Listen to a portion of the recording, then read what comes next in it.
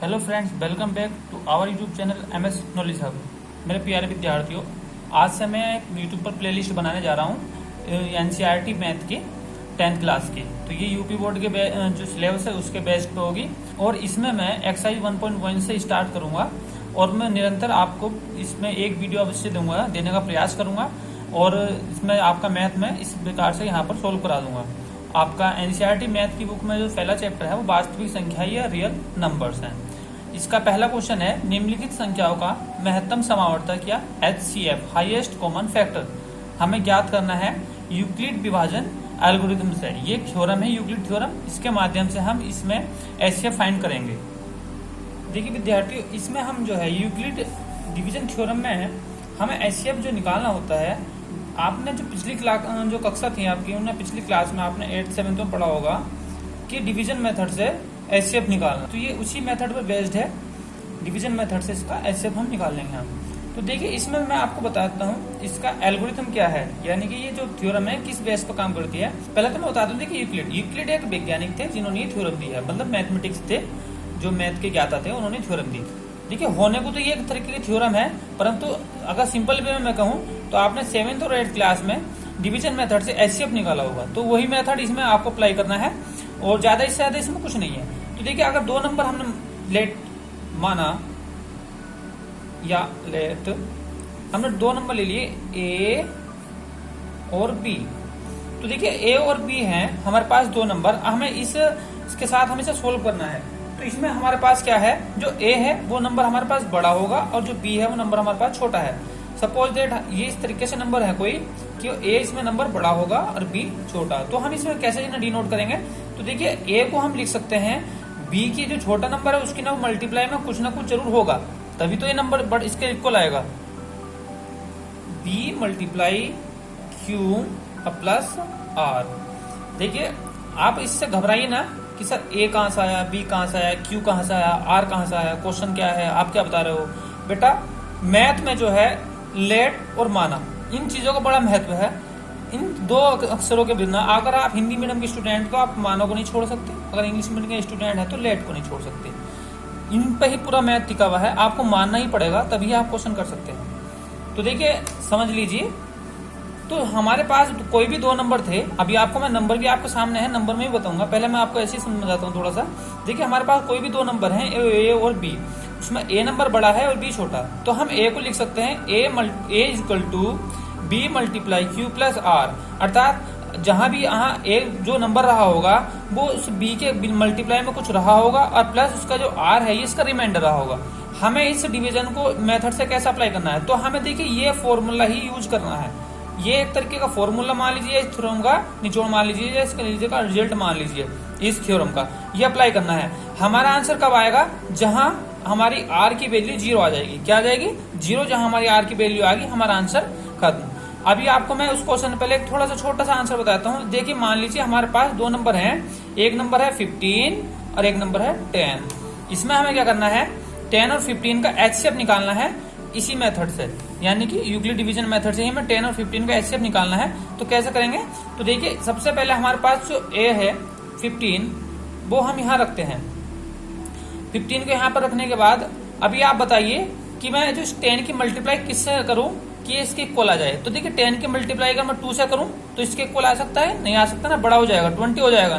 तो हम क्या करेंगे, 10 की मल्टीप्लाई हम 1 से करेंगे। किससे करेंगे, 1 से। 10 बन जा 10, अभी 10 ही हुआ केवल, तो इसके इक्वल नहीं हो रहा, तो हमारा अभी क्या बचा, 5 और बचा, तब जाके इक्वल हुआ 15। क्योंकि अब देखिए हमारा A 15, B 10 और Q से इसका 1 हो गया और R हो गया 5। R है यानी कि 5 इसकी वैल्यू आ रही है, परंतु अभी R इक्वल टू जब लोग 0 नहीं आने का तब तक हमारा क्वेश्चन खत्म नहीं होने का। तो हमें क्या करना होगा, इसमें R की वैल्यू तब तक इसको रिपीट करना है, इस वाले थ्योरम को जब तक रिपीट करना है तब तक हमारा आंसर 0 ना आ जाए, यानी कि R की वैल्यू 0 ना आ जाए। और परंतु शुरुआत के पहले स्टेप में नहीं हो सकता, आपको ये दूसरे, तीसरे या 4th स्टेप में जाकर मिल सकता है। कुछ सवाल में आपको ये पहले स्टेप में जाकर मिल सकता है यदि R की वैल्यू 0 बैठती है तो। अब हम इसको दोबारा से अप्लाई करते हैं।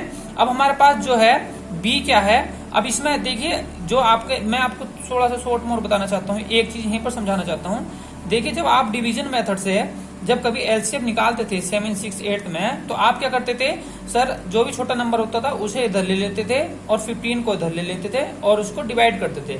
10 बन जा 10, 5 बचा। अब 5 को यहाँ ले लेते थे और 10 को इधर, और 5 2 जा 10। ये क्वेश्चन आपका हो गया। ठीक, आपका आंसर आ गया यहाँ 5। ठीक, तो ये आपने कैसे किया? तो इसमें आपके 2 स्टेप थे। आपने एक बार तो 10 का टेबल पढ़ा और एक बार 5 का टेबल पढ़ा। तो यहाँ भी आपको 2 स्टेप लेने पड़ेंगे। अब आपका क्या है, जिस प्रकार से आपने यहाँ 2 स्टेप किए हैं, आपको यहाँ भी सेकंड स्टेप अब लेना होगा। तो सेकंड स्टेप में देखिए हमें क्या करना है। आपने देखा होगा, आपने पहले यहाँ पर 10 से डिवाइड किया 15 को, 5 रिमाइंडर बचा, और 5 से फिर आपने क्या करा, इस 10 को आप यहाँ नीचे ले आए, आपको इस 10 से डिवाइड करा। तो इसी तरीके से हम सेकंड स्टेप में क्या करेंगे, इस 10 को इधर ले आएंगे और इक्वल लिखेंगे, और इसको हमारे पास जो 5 था, ये 5 जो है हमारा यहाँ पर डिवाइजर है, जो कि हमारा डिवाइड कर रहा है। तो हम लिखेंगे 5 की मल्टीप्लाई किससे की जाए, तो 5 की मल्टीप्लाई किससे की जाएगी, 5 की मल्टीप्लाई हमारी 2 से की जाएगी, और 5 2 जा 10। अब हमारा 5 2 जा 10 आ गया, तो रिमाइंडर की तो आवश्यकता ही नहीं है, तो 0 रखेंगे हम यहाँ पर। तो अब आप देखिए, अगर इस एल्गोरिथम से जो इसकी है a=bq + r, इससे अगर हम इसकी कंपेयर करें तो r=0, और थ्योरम में यही कहा गया है कि अगर r की वैल्यू आपकी 0 आती है तो आपका जो है वहीं पर क्वेश्चन खत्म हो जाता है, आपका आंसर होगा b की वैल्यू। और आप हमारे अगर इसकी हम तुलना करें a=bq + r, तो आप देखिए हमारा जो b होगा वही इसका आंसर होगा, कि गुणांक है, यही हमारा जो कॉमन फैक्टर है, जो हाईएस्ट कॉमन फैक्टर होता है हमारा b होगा। तो जो b की वैल्यू हमें क्या नजर आ रही है, 5। तो हमारा क्या आ गया इसमें 5। तो ये क्वेश्चन आपको नहीं था, ये केवल एक शॉर्ट वे में मैंने समझाने का प्रयास किया था आपको।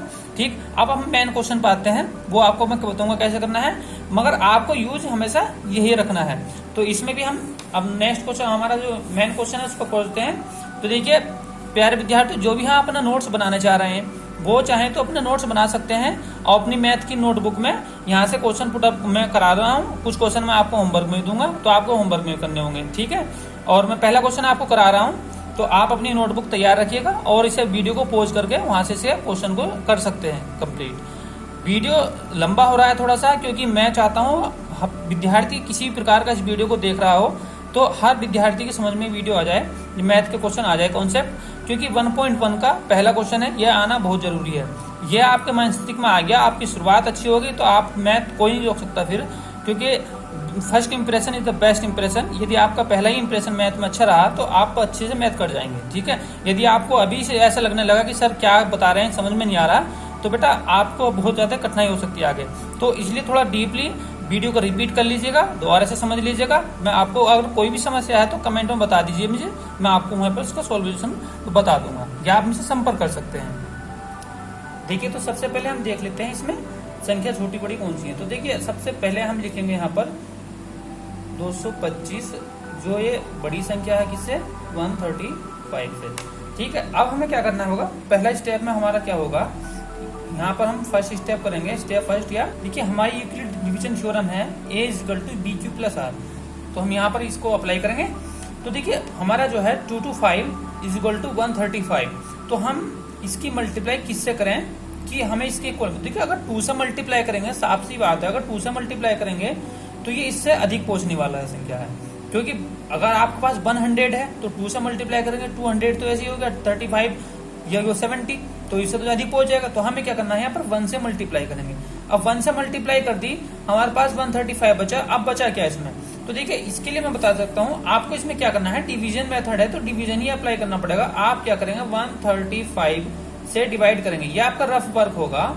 अगर आपको एकदम से स्टेप समझ में नहीं आता तो आप यहाँ रफ वर्क कर सकते हैं। तो देखिए हमें 135 से डिवाइड करनी है 2 to 5 को, तो 2 to 5 को डिवाइड करेंगे तो कितनी बार जाएगा, 1, और ये हमारे पास बचेगा यहाँ 0, और ये बचेगा 9। ठीक है, तो ये आपके पास 90 बचा। अब 90 से अभी ये हमारे यहाँ 90 हुआ, तो ये अभी आपकी एक वैल्यू क्या है, r यहाँ पर अभी क्या है, 0 नहीं है। जब तक हमारे लास्ट में यहाँ 0 नहीं आएगा तब तक आंसर नहीं होगा। यहाँ पर हमें हर स्टेप में एक बात लिखनी होगी कि यहाँ पर जो है आपका जो शेषफल है, अर्थात रिमाइंडर, शेषफल = 90। यहाँ शेषफल 90 आया है और ये नॉट इक्वल टू 0, अर्थात 0 के इक्वल नहीं है। तो अब हमें क्या करना होगा, नेक्स्ट स्टेप में जाना होगा। अब सेकंड स्टेप करते हैं। सेकंड स्टेप में मैंने बताया था जैसे कि डिवीजन मेथड में कि अब आप इसे 90 से डिवाइड किसको करेंगे, 135 को। डिवीजन मेथड से आप देखते होंगे, डिवीजन मेथड से आपने 6-7 क्लास में करा होगा ना, तो ये हमारा 135 बताया था, 90 से हम डिवाइड करेंगे तो हमारा क्या हो जाएगा, इधर भी सेकंड स्टेप में 135 जो है ये नंबर आपका, ये नंबर इधर आ जाएगा और इक्वल टू, अब हम जो 90 को है, अब 90 को हम किससे डिवाइड करें, तो देखिए 90 का भी अगर हम इसमें मल्टीप्लाई करें, 90 का टेबल पढ़े इसमें, तो केवल 1 बार ही संभव है, तो आपको केवल 90 बन जा 90 और ये आ जाएगा 90। आप कितना रिमाइंडर बचता है ऐसे 45, ठीक है। अब इसी तरीके से यहाँ पर लिखेंगे कि हमने 135 के जो 90 के उसमें टेबल पढ़ा, तो 90 की मल्टीप्लाई हमें 1 से करनी पड़ी और प्लस हमारे पास क्या बचा 45। अब यहाँ पर फिर से लिखना पड़ेगा क्या, शेषफल जो है हमारा वो 45 है और नॉट इक्वल टू 0, अर्थात ये 0 के नॉट इक्वल है। जब तक 0 नहीं आएगा तब तक हमारा आंसर नहीं होगा। अब हमारा आता है थर्ड स्टेप, तो थर्ड स्टेप में हमको क्या करना है बेटा, थर्ड स्टेप में हम लेने हैं क्या हमको, अभी 90, अब 90 को लिख लो और जो उसका रिमाइंडर था उसे इसके इक्वल में लिख लेते हैं, क्योंकि सेम स्टेप है। अब देखिए 45 की किससे मल्टीप्लाई करी जाए, तो देखिए हमारे पास था ये 45, अब इस 90 हमारा इधर आ जाएगा, तो देखिए 45 टू जा कितना होते हैं 90 होते हैं। अब रिमाइंडर क्या बचा हमारे पास, कुछ नहीं 0, तो हम इसको क्या लिख सकते हैं 90 को कि 90 इक्वल टू हो जाएगा 45 मल्टीप्लाई 2 और प्लस रिमाइंडर हो जाएगा 0। अब यहाँ हम लिखेंगे शेषफल, जो हमारा शेषफल है, अब वो शेषफल हमारे पास क्या है 0 और ये इक्वल टू 0 है, अर्थात अब हमारे पास ये हमारा आंसर आ गया क्या 45। तो अब यहाँ हम लिख देंगे यूक्लिड डिवीजन थ्योरम या एल्गोरिथम से 5 और 135 ठीक का HCF 45 होगा। अब देखिए एक बात और मैं बता सकता हूं आपको, पहला क्वेश्चन आपका कंप्लीट हो चुका है। देखिए 45 आपका आंसर आया है। अब HCF क्या होता है, देखिए HCF होता है हाईएस्ट कॉमन फैक्टर। तो हाईएस्ट कॉमन फैक्टर से मतलब होता है बड़ी से बड़ी संख्या जो इन दोनों नंबर को डिवाइड करती है, यानी कि जो 135 है और 225 है, इनको डिवाइड करने वाली वह बड़ी से बड़ी संख्या बताइए। तो देखिए 45 से बड़ी संख्या कोई है ही नहीं जो इन्हें डिवाइड कर दे, तो यही हमारा कॉमन फैक्टर होता है। ठीक है, कॉमन फैक्टर यानी कि हाईएस्ट कॉमन फैक्टर, महत्तम समावर्तक अगर आपसे पूछा जाता है तो उसका मतलब ये होता है कि अगर 2 संख्याओं में या 3 संख्याओं में 4 संख्याओं में आपसे अगर ये क्वेश्चन आता है तो आपको क्या करना है, ऐसी संख्या ज्ञात करनी है, वह बड़ी से बड़ी संख्या बतानी होती है जो कि इन दोनों नंबर को डिवाइड कर सके। छोटी से छोटी नहीं, इसको 5 भी डिवाइड कर सकता है, इसको 5 डिवाइड कर सकता है, परंतु हमें छोटी नहीं बतानी, हमें बड़ी से बड़ी बतानी है। क्यों, अब 45 इसे भी डिवाइड कर सकता है, 45 इसे भी। क्या 45 के बाद भी कोई संख्या है जो इन्हें डिवाइड कर दे? नहीं होगी, क्योंकि ये इतना बड़ा मेथड होगा और यूक्लिड थ्योरम हमने लगाई है इसमें, इसका पॉसिबल ही नहीं है कि कोई संख्या ऐसी होगी। ठीक है, तो इनसे छोटी हो सकती है। आप सोचेंगे 5 है सर, तो 5 जो है बेटा छोटी है, हमें बड़ी से बड़ी बतानी है। एज फॉर हाईएस्ट होता है इसमें, ठीक है, हमें बड़ी संख्या बतानी होती है। तो देखिए ये क्वेश्चन इसका कंप्लीट हो चुका है। इसी प्रकार से इसका सेकंड क्वेश्चन है, वो भी मैं आपको करके दिखाता हूँ। तो प्यारे विद्यार्थियों, हमारा सेकंड क्वेश्चन है 1.2, जो 1.1 एक्सरसाइज का पहले का दूसरा क्वेश्चन है ये। ठीक है, तो इसका जो है हमारा क्वेश्चन में बिल्कुल सेम वही प्रोसेस है जो मैंने आपको पहले बताया है।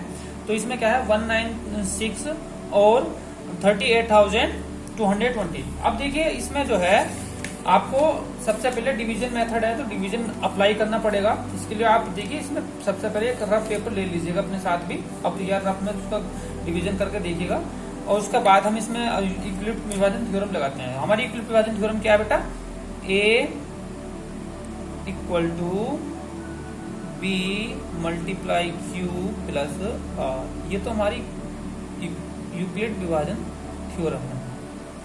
ठीक, इसी से हमें अप्लाई, ये फॉर्मूला हमें इसमें अप्लाई करना होता है, इसी बेस पर हम इसमें चलते हैं। तो पहला स्टेप हमारा बनेगा बेटा, देखिए विद्यार्थियों, मैं क्लास में पढ़ाता हूँ बेटा, क्लास में पढ़ाना और कैमरे के सामने बोलना थोड़ा बहुत अंतर होता है।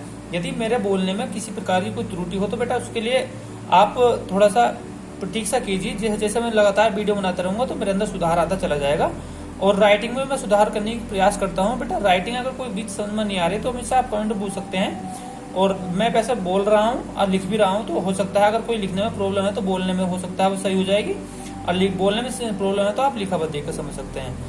बेटा पहला वीडियो है मेरा भी, तो थोड़ा हिचकिचाहट सी महसूस होती है, तो यदि आपको कोई भी त्रुटि लगे तो बेटा इसके लिए थोड़ा प्रतीक्षा करें, आपके शरीर से जल्दी सुधार लेंगे। ठीक है, आप इसको अच्छे से समझिए। अब इसका हमें क्या है, सेकंड क्वेश्चन का जो पहला स्टेप है उसमें हमें क्या करना है बेटा, तो देखिए हम जो है सबसे पहले देख लेते हैं हमारे नंबर छोटे बड़े कौन से हैं। तो बेटा सबसे पहले तो हम लिखेंगे जो हमारा 38,220 है, ये हमारा नंबर बड़ा है किससे, 196 से।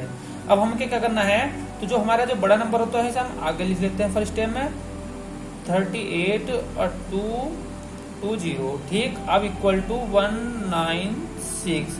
अब बेटा देखिए 196 का हमने कितनी बार टेबल की पढ़ा होगा या कितनी बार मल्टीप्लाई की होगी कि इसके इक्वल टू आ जाएगा, ठीक। तो बेटा इसके लिए तो देखिए आपको क्या करना पड़ेगा बेटा, डिवाइड करनी पड़ेगी आपको।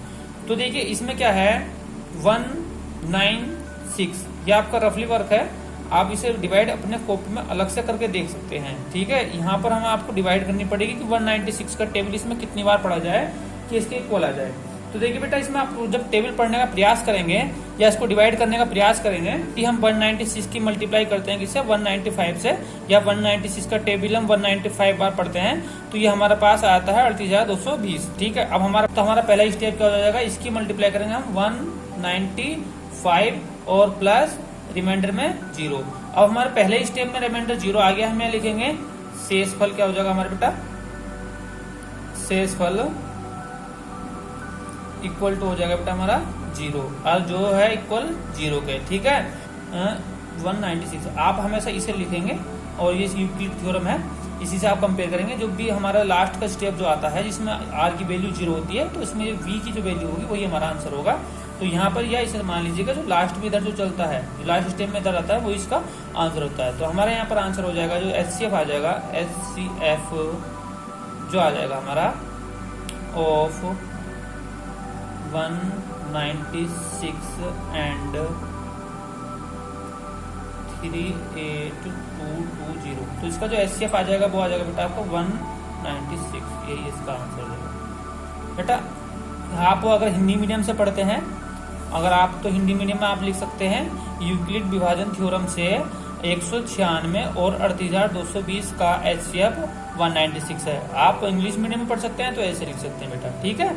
और वैसे मैथ के लिए कोई मीडियम की आवश्यकता होती नहीं है, आप चाहे किसी भी मीडियम में पढ़ते हो, आप चाहे वहाँ हिंदी में कीजिए चाहे इंग्लिश में कीजिए, कोई इसमें इतनी लंबी लैंग्वेज नहीं होती है, मैथमेटिक्स होता है सारा, तो आप किसी भी लैंग्वेज में कर सकते हैं। आप ऐसा ना सोचें कि हम हिंदी मीडियम में पढ़ रहे तो हमें अब इंग्लिश में मैथ कैसे पढ़ें, मैथ इंग्लिश में पढ़ रहे तो हिंदी में कैसे पढ़ें, तो इतनी इसकी आवश्यकता की चिंता करने की आवश्यकता नहीं है बेटा, तो आप इसको अच्छे से कर सकते हैं। देखिए विद्यार्थियों, हमारे इसका जो अंतिम क्वेश्चन है, फर्स्ट क्वेश्चन का जो क्वेश्चन 3 है, सेम यही प्रक्रिया अपनाएंगे इस बार भी। तो हमने इसमें क्या करना है, पहले तो इसमें हम लिख देते हैं कि जो हमारी जो संख्याएं हैं वो जो 8, 6, 7 जो बड़ी है किससे, 2, 5, 5 से, ठीक है। और इसमें हमें क्या करना है, A=BQ+R, ठीक है। इसी बेस पे हमें क्वेश्चन करना है, जब तक हमारे R की वैल्यू 0 नहीं आ जाती तब तक हम इस क्वेश्चन को स्टेप बाय स्टेप करते रहते हैं, ठीक है बेटा। इसमें हमें क्या करना है, जो आपका जो B होता है ये आपका अंतिम स्टेप का जो B आंसर होता है, ये बात आपको मैं बार बार बता रहा हूँ, ठीक है। तो सबसे पहले हमारे क्या करना है 2 to 5 है। देखिए इसके लिए आपको एक रफ नोटबुक ले लीजिएगा, रफ पेपर। अब हमें क्या करना है, जो 2, 5, 5 को डिवाइड करना है किससे, 8, 6, 7 से। तो बेटा इसमें इसका टेबल पढ़ेंगे। देखिए विद्यार्थियों, मैं आपसे बताऊं तो देखिए बेटा, अभी मैंने आपको पहले क्वेश्चन में यहाँ डिवीजन कराई थी, अब इसमें यहाँ डिवीजन कराऊँ। तो बेटा डिवीजन आप 10th स्टैंडर्ड में इस समय है, तो देखिए डिवीजन आप अच्छे से कर लेते होंगे। तो ये अभी तो मैं आपको रफ में करके दिखा रहा हूँ, मगर जैसे आने वाले समय में जब मैं वीडियो बनाऊंगा बेटा, तो इस तरह की चीजें नहीं कर पाऊंगा, क्योंकि बेटा इससे बहुत अधिक समय आपका भी खर्च होता है, मेरा भी। तो इसमें ये इस तरह के क्वेश्चन आप खुद करने की कोशिश करें। ये डिवीजन जो होती है ये बेटा 5 स्टैंडर्ड या 6 स्टैंडर्ड तक की बातें होती हैं, अभी मैं आपको बता रहा हूँ कर करके अलग से। परंतु अब जो आने वाले समय में जो वीडियो रहेंगे बेटा, उसमें मैं शॉर्ट करने की आवश्यकता करूंगा, क्योंकि बेटा ज्यादा लंबी वीडियो बनाना सही नहीं है, इससे क्या है आपका समय भी खराब होता है। परंतु मेरा उद्देश्य ये है कि मैं अभी शुरुआत में जो आपको अच्छे से समझा दूं, जिससे कि आपको एक एक चीज आराम से समझ में आ जाए। यदि इसके बाद भी आपको कोई समस्या आती है तो बेटा मुझे आप कमेंट में बता सकते हैं या मुझसे डायरेक्ट संपर्क कर सकते हैं, मैं समझा सकता हूँ आपको, ठीक है बेटा। तो डिवाइड करेंगे सबसे पहले इसमें। तो देखिए हम इसका टेबल पढ़ते हैं, तो इसका टेबल हम पढ़ेंगे इसमें 3 बार। अगर 4 बार बेटा हम टेबल पढ़ेंगे, अब आप देखो 3 बार क्यों सर, 4 बार क्यों नहीं, तो बेटा अगर हम देखिए 2 है हमारे पास, अगर हम इसका 4 बार टेबल पढ़ते हैं तो 4 2 जा 8। अब देखिए बेटा 8 होगा तो हमारा यहाँ भी 8 है, यानी कि जो ये अगर हम 55 को हटा दें तो 200 तो है, और यहाँ 67 को हटा दें तो यहाँ 800 है। तो बेटा अगर हम 4 बार टेबल पढ़ते हैं 200 का, तो 200 4 से 800 हो गए। अब हमारे पास जो है 55 का भी टेबल पढ़ा जाएगा। 55 में से 5 हटा दो तो कितना बचा, 50 तो बचा ना। अब 50 का टेबल 4 बार तो 200, अब जब 800 में 200 तो 1000। तो बेटा पॉसिबल ही नहीं है ना कि 4 बार टेबल पढ़ा जाएगा। तो ये चीजें आप अपने माइंड में कैलकुलेट किया करो बेटा, इसके लिए मैं बार बार नहीं बताऊंगा आपको। तो इसमें क्या है, हम इसका टेबल पढ़ेंगे 3 बार पढ़ेंगे इसमें। तो 2 जो है 255, 3 जो होते हैं बेटे 665। अब हम इसको हम माइनस करेंगे तो हमारे पास बचेगा 102, ठीक है। अब हमने इसको माइनस किया तो ये 102 बचा, ठीक है। अब हमारे पास क्या बनता है, हमारा पहला स्टेप कंप्लीट हो गया। तो बेटा पहले स्टेप में हम लिखेंगे यहाँ पर 8 6 7 इक्वल टू 255 मल्टीप्लाई 3 और प्लस का रिमाइंडर हमारा 102, ये हमारा रिमाइंडर बचा। अब यहाँ पर हमें एक लाइन लिखनी है क्या, क्योंकि आर जो है या रिमाइंडर है जो हमारा, वो आर इक्वल टू या शेषफल लिख लेंगे यहाँ पर लिख लेंगे शेषफल, ठीक है बेटा। शेषफल जो है हमारा वो हमारे यहाँ पर हो जाएगा 102, और ये नॉट इक्वल टू 0, अर्थात 0 के इक्वल नहीं, तो ये हमारा क्वेश्चन ये कंटिन्यू चलता रहेगा। इसमें अब हमें क्या करना होगा, ये हमारा फर्स्ट स्टेप था बेटा, स्टेप डालते चलेंगे यहाँ, स्टेप या चरण। तो देखिए सेकंड स्टेप हमारा क्या होगा, सेकंड स्टेप में हम देखेंगे यहाँ पर 5 हमारा इधर आ जाएगा। अब हमको क्या करना है, इधर हमें लेना है जो 102, अर्थात 102 को अब हमें 102 से हमें डिवाइड करना है किसको, 255 को। तो बेटा इसमें कितनी बार जा सकता है, इसमें ये हमारा 2 बार आराम से जा सकता है। इसका 2 बार टेबल पढ़ेंगे इसका 04, ठीक है बेटा। यहाँ बचेगा हमारा 15। अब हमारे पास सेकंड स्टेप हो गया। अब इसमें हम क्या लिखेंगे, 255 इक्वल टू 102 की हमने मल्टीप्लाई किससे करी थी, 2 से। अब प्लस और रिमाइंडर हमारा कितना बचा, 51 बचा, ठीक है बेटा। 51 रिमाइंडर बचा, हमने यहाँ लिख दिया। अभी हमारा रिमाइंडर क्या है, आर जो है शेषफल जो है हमारा वो कितना बचा है, 51। तो अब बताइए जब 51 रिमाइंडर बच रहा है और नॉट इक्वल टू 0 है बेटा, तो क्या स्टेप अभी खत्म हुआ है ना, अभी क्वेश्चन नहीं। अब हमारा थर्ड स्टेप आता है। थर्ड स्टेप में आप क्या करेंगे, बिल्कुल सेम प्रोसीजर है। अब हमारे पास जो संख्या है ये 102 है, अभी संख्या को इधर ले आएंगे, ठीक है बेटा। और हमारे पास जो 51 है इसको यहाँ ले आएंगे। अब 51 का टेबल इसमें कितनी बार पढ़ सकते हैं, तो देखिए बेटा 51 का टेबल इसमें हम 2 बार पढ़ सकते हैं। क्या तो आप यहाँ से रफ में देख सकते हैं कि 51 को यहीं रखते हैं और फिर इस संख्या को 102 को यहाँ ले आते हैं, ठीक है बेटा। इसमें हमें जब इसका टेबल पढ़ेंगे तो 51 2 जा 102, ये हमारा यहाँ कैंसिल हो गया, यानी कि इसका रिमाइंडर 0 आ गया। अब हमारे पास क्या है, जब हमने इसका टेबल पढ़ा तो ये हमारा रिमाइंडर यहाँ पर क्या बचा, 0। अब हम इससे कंपेयर करेंगे कि शेषफल जो हमारा r है वो इक्वल हो गया, सॉरी ये हो जाएगा इक्वल 0। अब रिमाइंडर हमारा 0 आ गया बेटा। तो 0 रिमाइंडर हमारे पास आ चुका है, तो हमारा क्वेश्चन यहाँ खत्म हो चुका है। तो अगर हम अपनी इसकी जो थर्ड स्टेप की अगर मैं कंपेयर करूं इस वाले इक्वेशन से, तो हमारा बेटा a की वैल्यू 102 है, b की वैल्यू 51 है। मैंने बोला हमेशा कि b जो हमारा आंसर रहता है, तो b की वैल्यू हमें लेनी है यहाँ से। तो हम यहाँ पर लास्ट लाइन लिखेंगे 8 6 7 जो हमारा क्वेश्चन था, और 255 का HCF 51 होगा, अर्थात वह बड़ी से बड़ी संख्या जो इन दोनों संख्या को डिवाइड कर सकती है वो हमारी 51 है बेटा, ठीक है। ये आपका आंसर होगा। देखिए प्यारे विद्यार्थियों, ये मैंने आपको 3 क्वेश्चन सोल्व करा दिए हैं। देखिए प्यारे विद्यार्थियों, लॉकडाउन चल रहा है और इस समय अभी विद्यालय कब लगेंगे कब नहीं इसका भी नहीं पता, तो आप घर पे ही पढ़ते रहिए। तो देखिए शुरुआती वीडियो जो हो सकती है मैथ की वो थोड़ी बड़ी हो सकती है, क्योंकि बेटा अभी मुझे पता नहीं है आप लोग कौन कितने स्टैंडर्ड में है, कैसे पढ़ रहा है, तो आपका क्या क्षमता है। तो मैं शुरू से बहुत बारीकी से हर चीज़ बताने का प्रयास कर रहा हूँ। तो जो पहली दूसरी एक्सरसाइज होंगी मैंने बहुत डीपली पढ़ाऊंगा, तो हो सकता है वीडियो आपका लंबा हो जाए। तो बेटा आपके पास समय है समय निकाल करके इन वीडियो को देखिए, पढ़िए, ठीक है। अब मैं इसमें आपको बताता हूँ, ये मैंने 3 क्वेश्चन कराया बेटा। इसका जो सेकंड क्वेश्चन होगा, ये मतलब पहले क्वेश्चन के 3 क्वेश्चन थे, मैंने इसका 1.1, 1.2 और 1.3 यानी कि पहले क्वेश्चन की तीनों क्वेश्चन करा दिए हैं। अब आपका जो होगा दूसरा क्वेश्चन आएगा एक्सरसाइज 1.1 का, यानी कि 1.1 का एक्सरसाइज का जो आपको क्वेश्चन मिलेगा कल। 5 क्वेश्चन मैं दे रहा हूँ आपको, ये 5 क्वेश्चन आपको करने हैं, ठीक है। तो ये 5 क्वेश्चन नोट कर लीजिएगा, और ये आपको मैं बताना है कि इनका जो है HCF क्या होगा यूक्लिड डिवीजन थ्योरम से, ठीक है। ये A=BQ+R इस वाले फॉर्मेट से करना है, ठीक बेटा। इसका बार बार यूज नहीं करना, केवल आपको एक बार इसका यूज करना है, शुरू में लिखना है बस, बाद में आपको क्वेश्चन करना है। फिर आप देख पा रहे हैं बेटा, वीडियो को पॉज करके देख सकते हैं एक बार फिर से दोबारा से। फिर उसके बाद ये 5 क्वेश्चन आपको करने हैं, और करने के बाद मुझको ये बताने हैं बेटा कमेंट में कि हाँ सर हमने ये क्वेश्चन किए हैं, ठीक है। मुझको इसका स्क्रीनशॉट कमेंट में भेजना है आपको। प्यारे विद्यार्थी, मैंने आपको ये 5 क्वेश्चन लिख दिए यहाँ पर। इसमें पहले क्वेश्चन में आपको 805 और 510 के बीच में HCF बताना है, और इसमें 315 और 27 के बीच का जो बड़ा HCF यानी कि हाईएस्ट कॉमन फैक्टर बताना है आपको इस विधि से, ठीक है। यूक्लिड डिवीजन थ्योरम से बताना है आपको। इसमें 900, 440 है, और 1150, 150 और 1540 और 500, ठीक है। इनके बीच में आपको बताना है।